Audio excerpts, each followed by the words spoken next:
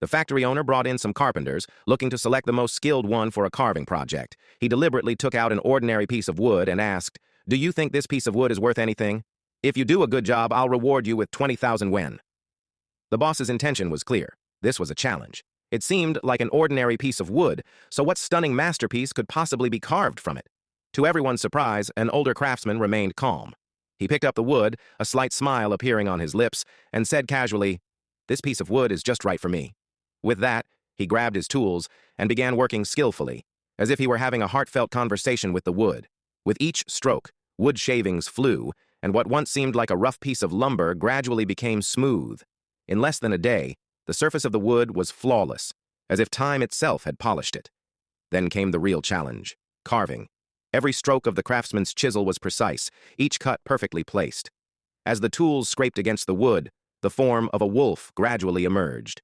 Its well-defined muscles, sharp claws, and majestic gaze, all of it seemed to come straight from the craftsman's heart, brought to life bit by bit.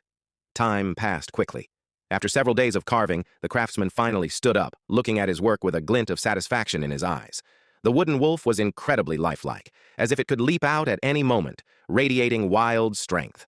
When the factory owner walked in and saw the finished wolf, he was utterly stunned. He had never seen such an intricate carving before. The craftsman gently patted the wooden wolf and smiled. "What do you think? Does it meet your expectations?" The owner's eyes widened in disbelief.